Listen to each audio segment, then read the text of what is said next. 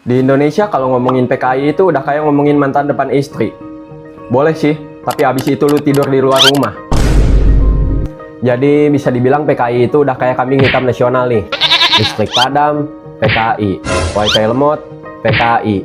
Kucing lo kabur, fix, dibujuk PKI. Padahal partainya aja udah bubar di tahun 1966 tuh. Setengah abad lebih udah kelewat. Kalau PKI itu manusia nih, sekarang udah jadi kakek-kakek lagi main gaple sambil ngeluh asam urat tuh. Jadi asal-usul PKI di Indonesia itu awalnya Belanda juga nih. Dosdekker CS di tahun 1914. Jadi bisa dibilang PKI itu lahir gara-gara anak Belanda yang bosen di Hindia Belanda tuh. Capek ah. Bro, yuk bikin partai. Bosen nih jajah mulu. Nama awalnya itu bukan PKI nih, tapi SDP. Singkatan dari Indische Sociaal-Democratische Vereniging. artinya Perkumpulan Sosial Demokrat Hindia Belanda.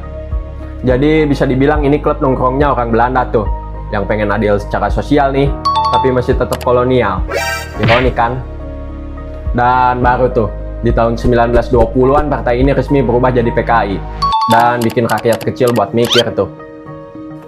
Kenapa sih kita disuruh kerja Rodi tapi hasilnya nggak kebagi? Alamak najisnya. Waktu itu rakyat masih sibuk mikirin nasi nih, tapi PKI udah mikirin revolusi.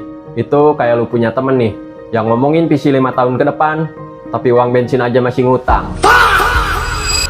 Waktu Indonesia merdeka nih, PKI sempat dibubarin Belanda karena dianggap bahaya tuh. Tapi pas Soekarno berkuasa nih, PKI balik lagi. Kayak mantan yang masih punya paspor FB lu.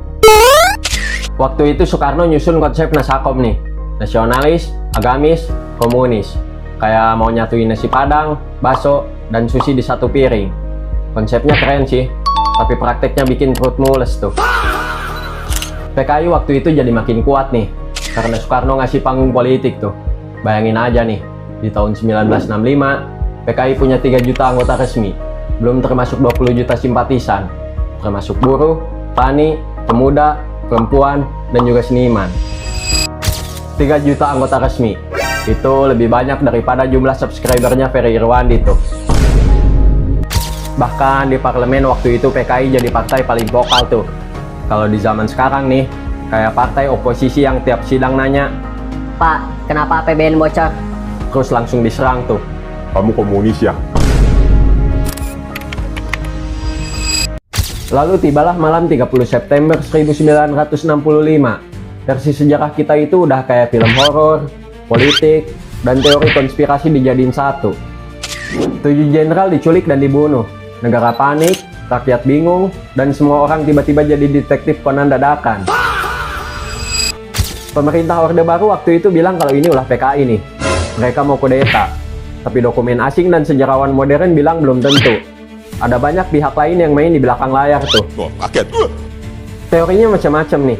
Ada yang bilang ini karena internal tentara, ada yang nuduh CIA ikut bantu Indonesia biar gak jatuh ke tangan komunis. Pokoknya malam itu jadi titik balik nih. Soekarno jatuh, Soeharto naik, dan PKI langsung jadi musuh nomor 1 negara tuh. Setelah G30S, pembantaian besar-besaran terjadi di Jawa Tengah, Jawa Timur, Bali, sampai Sumatera. Ratusan ribu orang dituduh PKI dan dibunuh tanpa pengadilan tuh. Alamak najisnya. Dan yang parahnya nggak semua yang dituduh itu PKI beneran nih. Kadang cuma karena dendam pribadi tuh. Dari rebutan tanah, rebutan pacar, sampai rebutan kambing. Akhirnya korban berjatuhan karena gosip tetangga. Capek ah. Bahkan anak kecil sampai cucunya ditandain tuh. Itu keluarganya PKI. Kaget. Kayak dosa yang bisa diwarisin gitu. Padahal yang itu tuh cuma hutang di warung. Data resminya beda-beda nih. Sejarawan dunia nyebut antara 500.000 sampai 1 juta orang tewas. Itu bukan tragedi politik, tapi itu genocide versi kampung halaman. Kaget. Dan yang paling bikin sedihnya lagi nih, sampai sekarang hal itu masih tabu buat dibahas. Kayak luka lama yang ditutupi bedak Orde Baru 32 tahun. Capek ah. Di bawah pemerintahan Soeharto, film pengkhianatan G30S PKI wajib diputar tiap tahun. Dari anak SD, SMP, bahkan TNI disuruh nonton. Ceritanya cuma satu versi doang tuh. PKI jahat tentara heroik. Padahal film yang disutradarai Arifin Senuri ini banyak adegan yang ditambahin bumbu tuh. Kayak sinetron biar dramatis.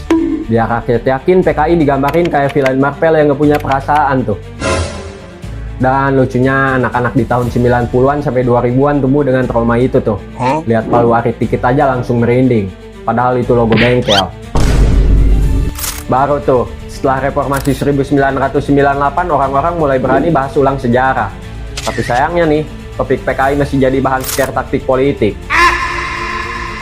Dan di setiap pemilu pasti bakal muncul isu PKI mau bangkit lagi tuh. Padahal partainya udah bubar, arsipnya udah banyak yang dibakar, dan anggotanya udah buyar. Kalaupun mau bangkit lagi nih, ya minimal harus punya akun Instagram dulu biar dapat masa. Itu jadi kayak hantu yang punya jadwal tuh. Oke guys, tahun depan pemilu, saatnya bangkit lagi. Tapi jujur nih, yang bangkit lagi itu bukan PKI-nya, tapi teori konspirasinya. Dan masa Orde Baru itu jenius tuh. PKI dijadiin hantu politik yang nggak pernah mati. Lu nggak suka pemerintah, PKI. Lu kritik kebijakan, PKI. Lu ngomong BBM mahal, langsung tuh dikira mau bikin revolusi. Intinya PKI dijadiin kartu Uno yang bisa dipakai kapan aja buat ngeblok lawan politik tuh.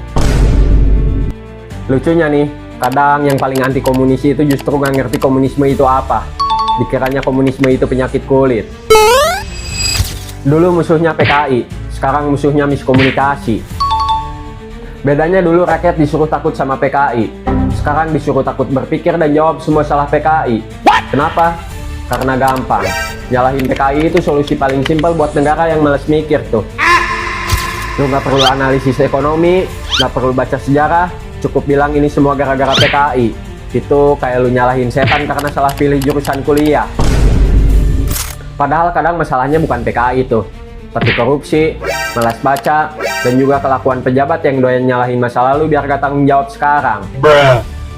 Jadi pelajaran dari sejarah PKI ini bukan kita harus takut sama komunisme tuh, tapi jangan gampang percaya omongan tanpa data. Dan kalau lu masih nyalahin PKI tiap ada masalah, mungkin yang lu butuhin bukan revolusi, tapi mungkin kota edukasi. Capek ah. Kalau lu nonton video ini sampai habis, selamat. Lu udah lebih ngerti PKI daripada sebagian orang yang teriak awas PKI bangkit sambil rebahan di TikTok. Kaget.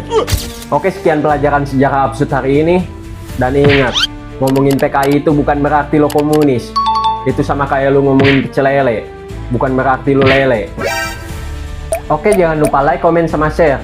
Dan ingat, kalau negara kita masih takut sama hantu masa lalu, tandanya kita masih belum siap di masa depan tuh.